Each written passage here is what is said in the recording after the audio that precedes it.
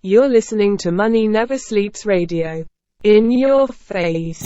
What we got here is a failure to communicate. Oh, have I got your attention now? Greed, for lack of a better word, is good. You know what I mean? Money to be made in a place like this. Money never sleeps, pal. You're crazy. Don't run when you lose. Don't whine when it hurts. You know what it takes to sell real estate? It takes brass. I've fallen, and I can't get up. Alright, welcome to Money Never Sleeps. This is a show where we talk about anything and everything that impacts the flow of money from around the corner to around the world. And I want to thank you for joining us. The topic for today's show, just so that you are aware, is wash trading. It is probably one of the most egregious forms of market manipulation that you're going to find out there. But I want to go over it because I think there are a lot of people out there that don't understand what wash trading is for real. They don't get it. Maybe they're not educated in that realm. So what I'm doing here is giving an overview on wash trading, basically what it is and how it's utilized and how it cannot be impactful in certain situations, that it's not even possible. Okay, so anyway, wash trading, as I said, is a form of market manipulation, and basically it's when, a person or an entity, they create the appearance of legitimate buying and selling activity, while in reality they're trading between accounts. You have one account trading with another account back and forth. In the 1920s, that was done, even in the 70s, that was done where it basically you had manipulation going on because it wasn't apparent. People really didn't understand it as they do today, and that's important. So they would do that to prop up the price of the stock, entice investors to come in, and basically give an appearance that the market for that is more active, more liquid, or more in demand than it actually is. And what winds up happening there, it is painting that picture, and it's enticing investors to put their money into a situation. You've seen a lot of this with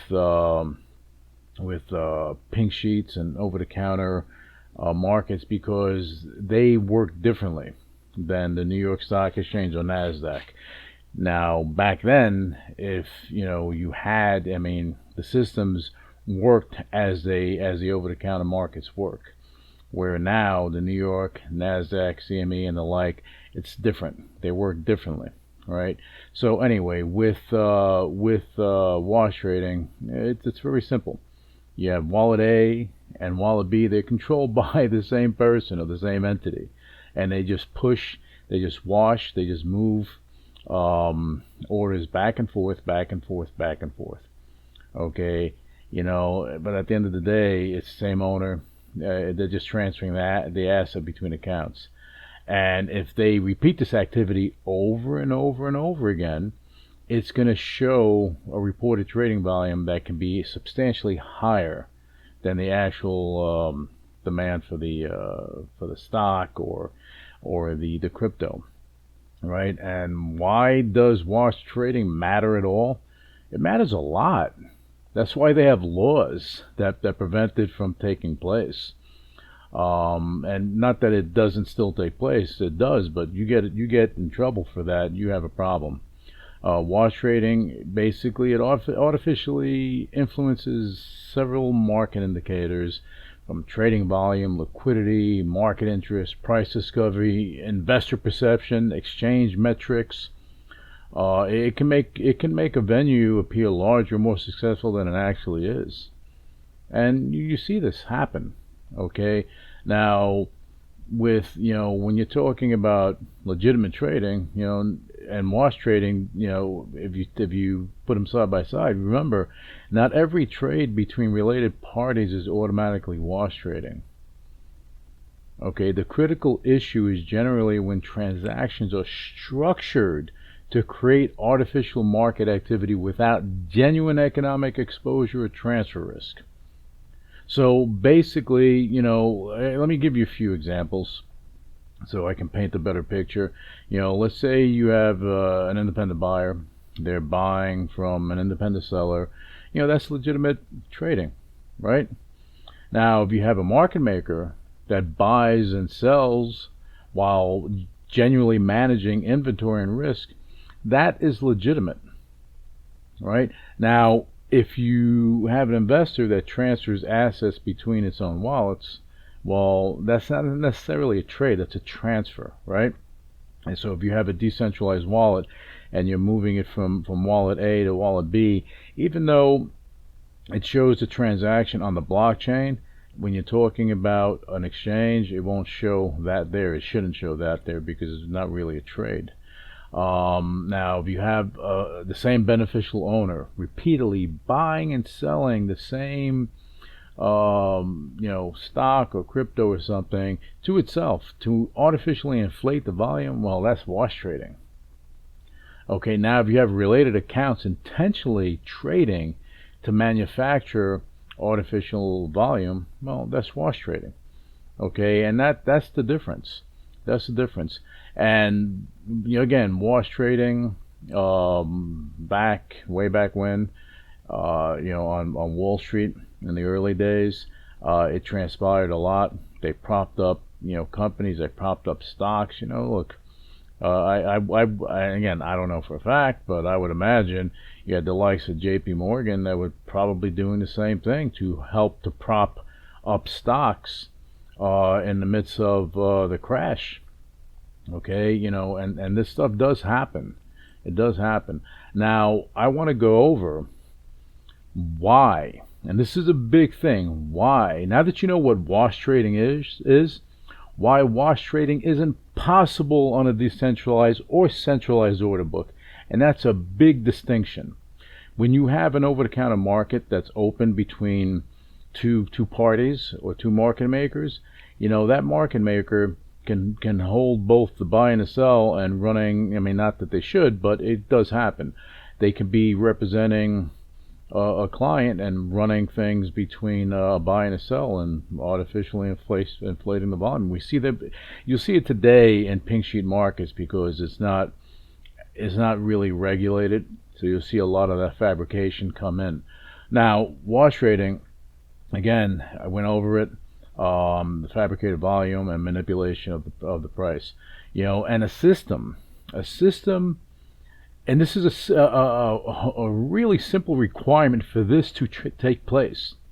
The system that is trading on must allow the same party to act as both the buyer and seller in the same trade. Properly designed order books, whether decentralized or centralized, structurally prevent that. It's impossible to do that. Okay, limit order books, they match orders, not wallets, not accounts, not anything like that. So a central limit order book, a CLOB, whether it's decentralized or centralized, operates on order matching logic, not identity logic. So if you had two parties that wanted to go do something like that to manipulate the price of a stock or of a crypto or do something like that, it would be near impossible to do that, especially when market makers are not in the mix. Now, when an order enters the books, just to go over it, it's matched, and just to explain the central limit order book part of it, it is matched strictly by price, time, priority, period, the end. It is executed only against external liquidity. So whatever is happening in that central limit order book, that's what's happening. It cannot. There is no matching against the same originating key. You can't say, all right, I'm selling this, but I want to buy this with this account. You can't go, and there's no way that you can go and have that happen. Now, in some markets, again, I'm referring to the pink sheet markets because I don't want to make reference to the OTCQB because I'm not sure about that. But on the pink sheet markets, you can go and direct an order to sell here and this person buy over there. With a central limit order book, it's order matching logic. Period. The end. is technology. You can't. It is impossible. All right, near impossible. I'm never going to say 100% impossible because things do happen, but it's near impossible. You know, if you understand technology, you understand how limit order books work, you'll understand how that works. All right, because limit order books, they have self-matching is blocked at a protocol level.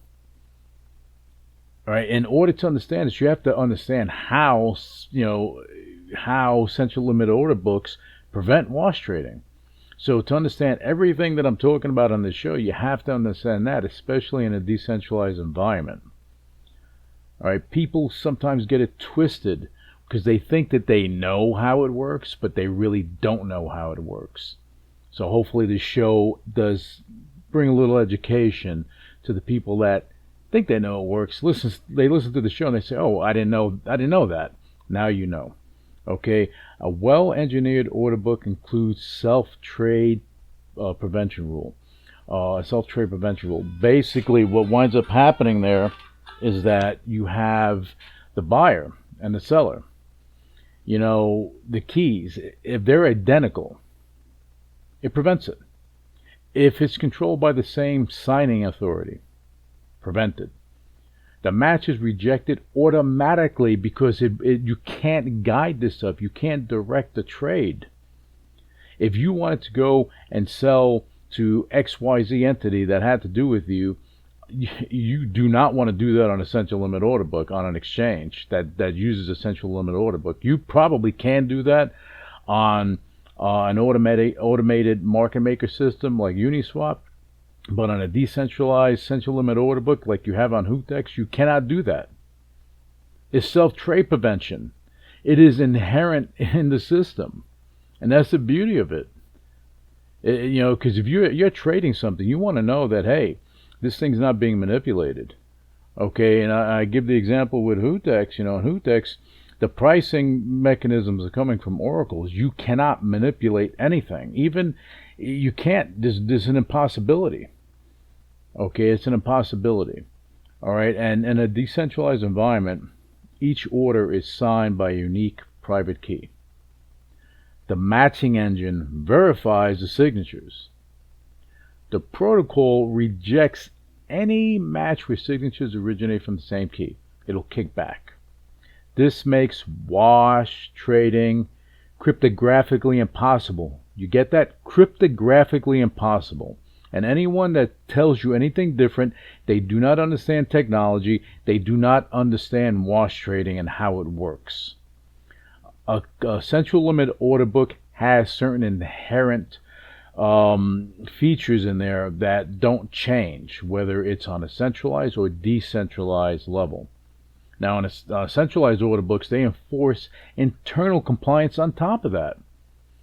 Even, what they do in a centralized exchange, the matching engine, first of all, as I said, the CLOB prevents self-matching, period, the end. Compliance systems, on top of that, detect circular flow. They have surveillance tool flags that flag suspicious patterns. They have internal risk systems that block same account trades.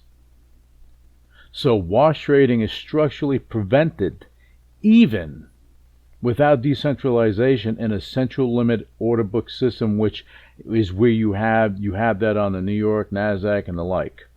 Okay, you don't have that on the over-the-counter markets. There you have, market makers that can, they do whatever they do. All right, because it's, that's the way it is.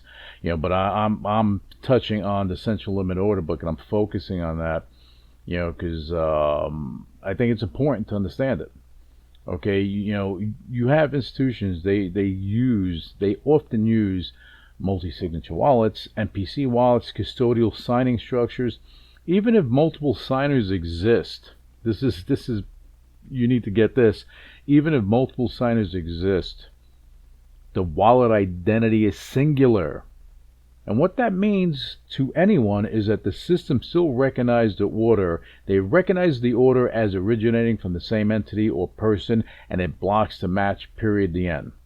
This protects individuals, it protects the markets, it protects institutions, it protects everything. Because at that point, there's no way that someone can go manipulate a market. Going and trying to manipulate a market is very detrimental to everyone, investors, the stock or crypto itself, if they're not involved in it, if it's just being done without their involvement, and institutions. People can get hurt, and that's why it's illegal, first of all, and it should be prevented on every level. That's why central limit order books are preferred above automated market maker systems, because with automated market maker systems or off-chain reporting systems, you can actually spoof volume. Right?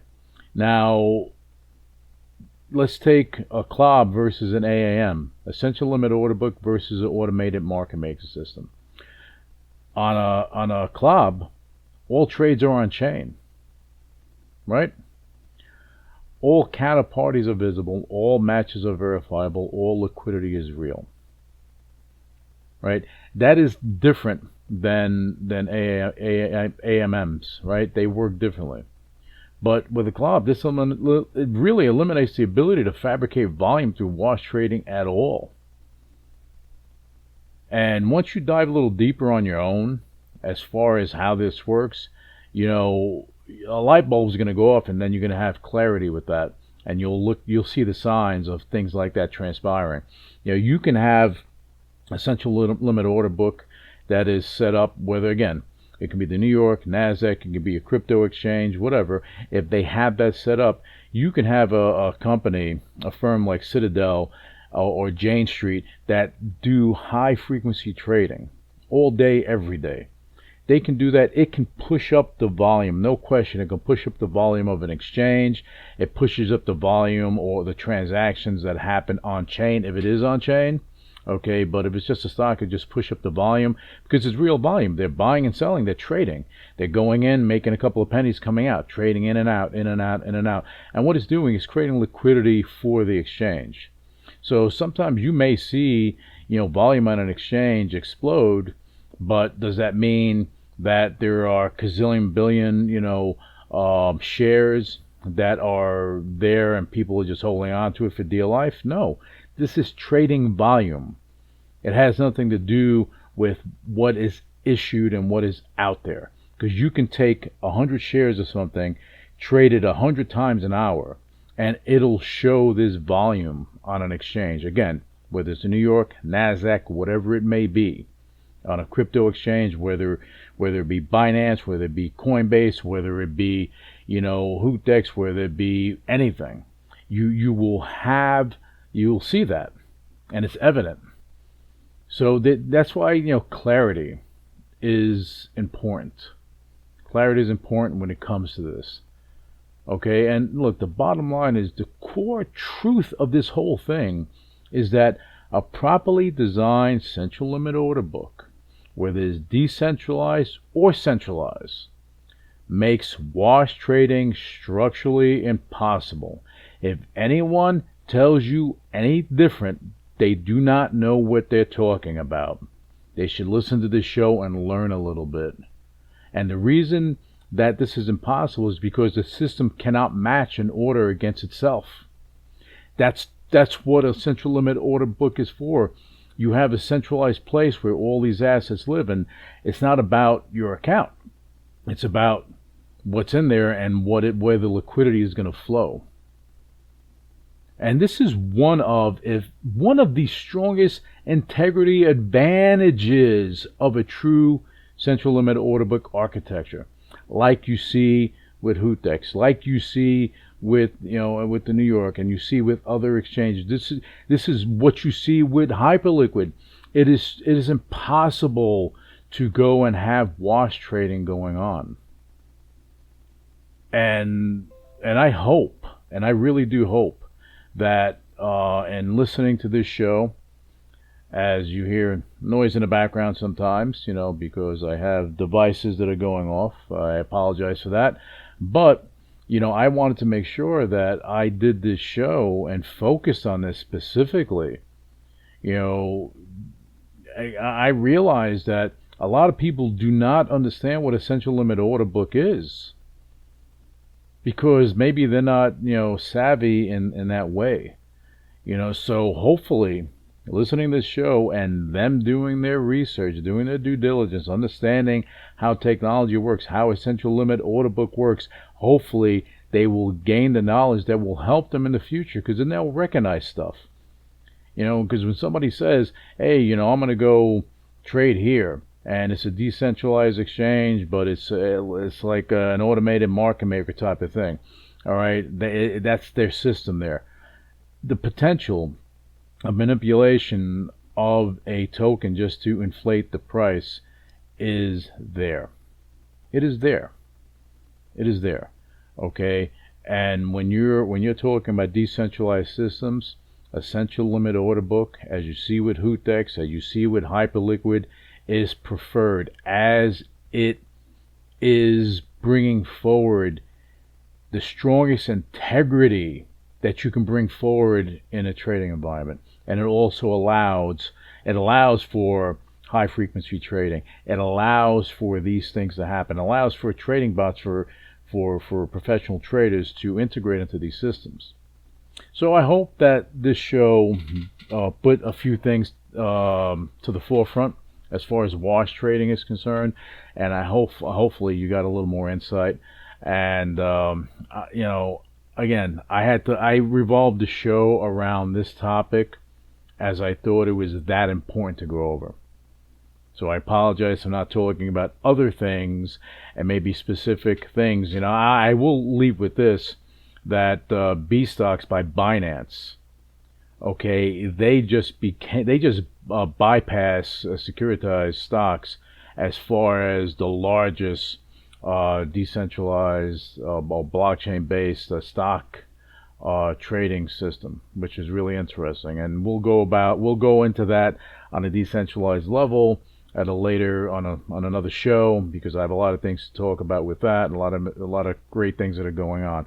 But anyway, I want to thank you for tolerating me on this wash trading rant. But again, I thought it was necessary to tap on the integrity of it all. And with that, we're closing out the show. I want to thank you for tuning in, and I want to wish each and every one of you that you have a successful and profitable trading day. Thank you. Initiating shutdown sequence. You're listening to UCW Radio. In your face. What is your major malfunction? So let it be written. So let it be done. Ladies and gentlemen, my mother thanks you, my father thanks you, my sister thanks you, and I thank you. The views and opinions expressed on Money Never Sleeps Radio are for informational purposes only and should not be construed as financial advice. The host Louis Velazquez and guests of Money Never Sleeps Radio are not licensed financial advisors, and any investment decisions made based on information presented in this podcast are at the listener's own risk. Listeners are encouraged to consult with a qualified financial advisor or investment professional before making any investment decisions. The podcast hosts and guests do not endorse or recommend any specific investment strategies or products. All investments involve risk, and past performance is not indicative of future results.